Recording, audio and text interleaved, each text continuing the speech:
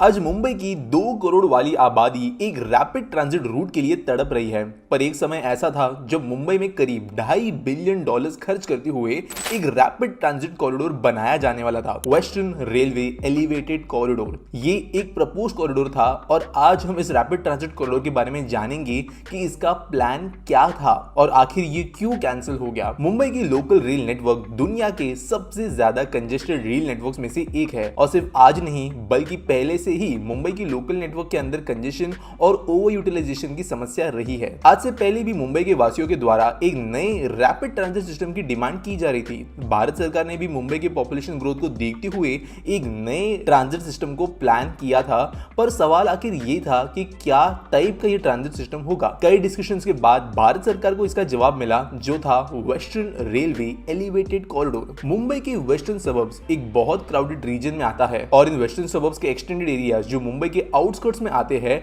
उनको मुंबई से well connected होना बहुत जरूरी था। इसलिए साल 2007 के बजट सेशन में तब के union railway minister Lalu Prasad Yadav ji के द्वारा वेस्टर्न रेलवे एलिवेटेड कॉरिडोर को प्रपोज किया जाता है। इस प्रोजेक्ट को साउथ बॉम्बे के ओवल मैदान से लेकर वेस्टर्न लाइन में विरार तक बनाने का प्लान था। 2 ट्रैक्स के साथ ये 63.27 किलोमीटर लंबा होता, जो कि एलिवेटेड और अंडरग्राउंड दोनों ही ग्रेड या हाइट्स पर बनाया जाने वाला था। दरअसल इस प्रोजेक्ट को मुंबई लोकल रेलवे पे पड़ने वाले लोड को कम करने के हिसाब से प्लान किया गया था। भारत सरकार को उम्मीद थी कि इस रैपिड ट्रांजिट कॉरिडोर से मुंबई लोकल ट्रेन के फर्स्ट क्लास यात्रियों को वो अट्रैक्ट कर पाएगी और ये जो फर्स्ट क्लास यात्री है, जो एलीट ट्रैवलर्स है, उनको नए एलिवेटेड रेल लाइंस पर स्विच करने में मदद होगी। इस रेल कॉरिडोर के अंदर बेहतर रेक्स का इस्तेमाल किया जाने वाला था, जिसके कारण टिकट्स की प्राइसेस नॉर्मल ट्रेन से ज्यादा होने वाली थी और इसे जॉइंट पब्लिक प्राइवेट पार्टनरशिप में बनाने का प्लान था। इस प्रोजेक्ट की टेक्निकल फीजिबिलिटी रिपोर्ट भी आ चुकी थी। साल 2012 में इस प्रोजेक्ट की बिडिंग से पहले ही वेस्टर्न रेलवे के द्वारा एक मीटिंग रखी गई, जहां पे रिलायंस इंफ्रास्ट्रक्चर और एसआर जैसी 20 बड़ी कंस्ट्रक्शन कंपनीज ने इंटरेस्ट दिखाया था इस प्रोजेक्ट को बनाने के लिए। इस प्रोजेक्ट के इनिशियल पीरियड के दौरान में भी कुछ रुकावटें नहीं आई और काफी सब कुछ स्मूथ चल रहा था, काफी पॉजिटिवली इसके बारे में चीजें बाहर थी। लेकिन फिर इस $2.5 बिलियन के प्रोजेक्ट को कैंसिल क्यों होना पड़ा, इसके पहले कुछ रीजंस थे जिनको समझने की कोशिश करते हैं। पहला रीजन था नॉन साइनिंग ऑफ एसएसए। साल 2012 में भी प्राइवेट कंपनी के साथ में प्रोजेक्ट को लेकर मीटिंग जब की गई थी, तब वेस्टर्न रेलवेज को कंपनी से बहुत अच्छा रिस्पांस मिला था। लेकिन महाराष्ट्र राज्य सरकार के साथ में ये केस नहीं था। वेस्टर्न रेलवे सेंट्रल गवर्नमेंट के अंतर्गत है, जबकि स्टेट गवर्नमेंट अपनी इंडिविजुअल है। महाराष्ट्र की स्टेट गवर्नमेंट ने इस प्रोजेक्ट को एसएसए को साइन करने में बहुत देरी की। एसएसए का मतलब होता है स्टेट सपोर्ट अग्रीमेंट। इस अग्रीमेंट के अनुसार राज्य सरकार अपनी एक कमिटमेंट देती है, जहां पे वो रेलवेज को उनके डेवलपमेंट में मदद करेगी, लैंड एक्विजिशन में उनको हेल्प करेगी, जो एफएसआई प्राप्त करने में मदद मिलेगी वो भी गवर्नमेंट लोकल ही देगी, यानी स्टेट की देगी। और साथ साथ यहाँ पर एफएसआई जिसकी मैंने बात की वो एक इंपॉर्टेंट हिस्सा था। एफएसआई का अर्थ होता है फ्लो स्पेस इंडेक्स। एफएसआई के वजह से अधिकतम एरिया के अंदर जितने भी लैंड में कोई स्ट्रक्चर बनता है वो डिसाइड होता है। बेसिकली ज्यादा एफएसआई देने की वजह से होगा ये कि रेलवे के पास में जो थोड़ी सी भी जमीन देगी गवर्नमेंट महाराष्ट्र की,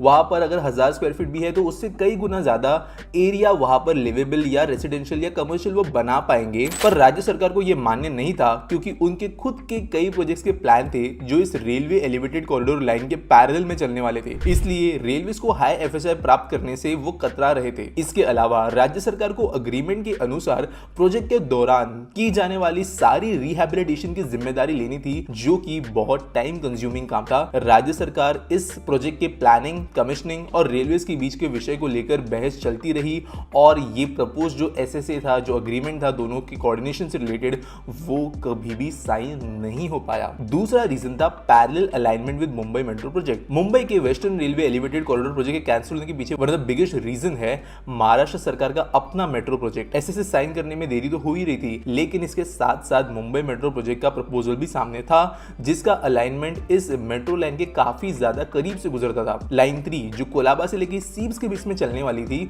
वो कहीं ना कहीं वेस्टर्न रेलवे के इंपॉर्टेंट लाइन से पैरेलल थी। ओवल मैदान की जगह बैंड्रा से शुरू करने का सुझाव दिया गया था, ताकि जो 50% लाइन है साउथ बॉम्बे तक की, वो एटलीस्ट मेट्रो के अंदर यूटिलाइज हो पाए। लेकिन इसके बीच में भी दिक्कतें देखी गई। लेंथ अगर छोटी कर दी जाती तो राइडरशिप 40% से कम हो जाती वेस्टर्न रेलवे एलिवेटेड कॉरिडोर की, जिसकी वजह से सेंट्रल गवर्नमेंट भी इस चीज को मानने के लिए तैयार नहीं थे। आज की अगर बात करें तो यहाँ पे एडिशनल पॉइंट में देता हूँ कि जो अलाइनमेंट में ये रेलवे लाइन बननी थी, वहां पर already Mumbai metro line 7A और 2A हुए जो काइंड ऑफ इसके पैरेलल थी वो फंक्शनल हो भी चुकी है और इनफैक्ट मैंने उसे कवर भी किया था। लेकिन इसके अलावा और रीजंस थे वेस्टर्न रेलवे एलिवेटेड कॉरिडोर के कैंसिल होने के पीछे। तीसरा रीजन था हिस्टोरिकल एंड एक्सपेंसिव बिल्डिंग्स। 2014 तक इस प्रोजेक्ट में डिले तो होता ही गया, जहां पर सारे डेवलपमेंट को रोकने के लिए भी ऑर्डर दिए गए, पर साल 2015 में तब की यूनियन रेलवे मिनिस्टर सुरेश प्रभु ने इस प्रोजेक्ट को इंप्लीमेंट करने का अनाउंसमेंट किया, पर अब भी पुरानी प्रॉब्लम्स वापस आ रही थी। मुंबई मेट्रो के पैरेलल रूट्स में होने वाली समस्या तो थी ही, साउथ बॉम्बे के ओवल मैदान से लेके महालक्ष्मी तक ऐसा एलिवेटेड कॉरिडोर बनाना लगभग असंभव था, क्योंकि ओवल मैदान से लेके महालक्ष्मी के बीच में कई सारी हिस्टोरिकल बिल्डिंग्स बनती और वहां पे कोई ब्रिज फ्लाईओवर बनाना जो है बहुत ज्यादा बेकार डिसीजन होता। इसके लिए उसे अंडरग्राउंड बनाने का डिसीजन लिया, लेकिन वो इतना ज्यादा एक्सपेंसिव बन जाता है स्पेशली ब्रॉड गेज रेलवे के लिए कि यहाँ पे फाइनेंशियल कॉन्फ्लिक्ट के अंदर इंटरेस्ट आने लगा। इस प्रोजेक्ट के लेंथ को छोटी करने के बाद फिर से की गई, जहां पर अंधेरी से लेकर विरार तक चली गई ऐसा कहा गया, लेकिन बात कभी आगे बढ़ नहीं पाई। अब इस प्रोजेक्ट के अंदर एक नई जान आ जाती है साल 2016 अगस्त में, जब महाराष्ट्र के नए चीफ मिनिस्टर देवेंद्र फडणवीस जी के द्वारा अनाउंस किया जाता है कि इस प्रोजेक्ट को मॉडिफाइड एसएसए या आप कह सकते हो जो अग्रीमेंट था उसके अंतर्गत अप्रूवल मिल चुका है और नीति आयोग ने भी इसे क्लियरेंस दे दिया है, यानी कि अब तक ये सबसे ज्यादा आगे वाले फेज पर था। लेकिन इसके बावजूद 2017 दिसंबर में पूर्व यूनियन मिनिस्टर पीयूष गोयल जी के द्वारा फाइनेंशियली प्रोजेक्ट को अनवायबल घोषित करते हुए प्रोजेक्ट को पूरी तरीके से कैंसिल कर दिया गया। अब भले वेस्टर्न रेलवे एलिवेटेड कॉरिडोर की कहानी समाप्त हो गई हो, लेकिन मुंबई में एक रैपिड कॉरिडोर की जरूरत अब भी थी। तो इस प्रोजेक्ट का आखिर में विकल्प क्या है, क्या उसे इंप्लीमेंट किया जा रहा है? प्रोजेक्ट को कैंसिल घोषित करने के बाद में रेलवे ने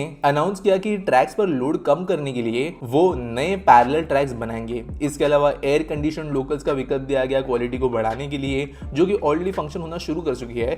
और मुंबई में एक बहुत बड़ा मेट्रो का नेटवर्क बन रहा है, जहां पर लाइन 3 जो इसके पैरेलल में चलती थी वहां पर आधा हिस्सा जो है वो सेंट्रल गवर्नमेंट का है, जबकि बाकी मुंबई की लाइन्स MMRDA या जो लोकल गवर्नमेंट है वो बना रही है। अगर लाइन सही से बन जाती तो मुंबई के अंदर जितनी कैपेसिटी की जरूरत है उसके अंदर एडिशन होता। लेकिन ये बात भी सच है कि एक सिंगल डायरेक्शन में ट्रैवल करती हुई 3 लाइंस बन जाती, एग्जिस्टिंग मेट्रो, एलिवेटेड कॉरिडोर और नॉर्मल मेट्रो के जरिए। एग्जिस्टिंग लोकल्स, एलिवेटेड मेट्रो और नॉर्मल मेट्रो के साथ, जो कि मेन मुंबई में जो प्रॉब्लम है ईस्ट वेस्ट टू कनेक्टिविटी का, वो सॉल्व नहीं हो पाता। इसके अलावा कहीं ना कहीं पर ये अपग्रेडेड मेट्रो ही होती है, क्योंकि इंडियन रेलवे के अंतर्गत ये होती, मेट्रो डेडिकेटेड बॉडी के अंदर नहीं होती, जिसकी वजह से क्वालिटी इतनी अच्छी देखने नहीं मिलती। और इन रीजंस की वजह से कहीं ना कहीं पर सही भी था कि इस प्रोजेक्ट को कैंसिल किया गया, लेकिन जरूरी ये था कि ये जल्दी होना चाहिए था और बाद में मेट्रो के ऊपर काम ज्यादा जल्दी शुरू होना चाहिए था। और ये उन प्रोजेक्ट्स में से आ जाता है जहां पर बहुत बड़ी चीजें हमें देखने के लिए मिल सकती थी देश के शहरों के अंदर, लेकिन वो कैंसिल हुई। और ऐसे कई सारे देश में प्रोजेक्ट्स हैं जिनके बारे में हम धीरे धीरे कवर करेंगे। उम्मीद करता हूँ वीडियो आपको अच्छी लगी होगी। चैनल को सब्सक्राइब करना नहीं भूलना।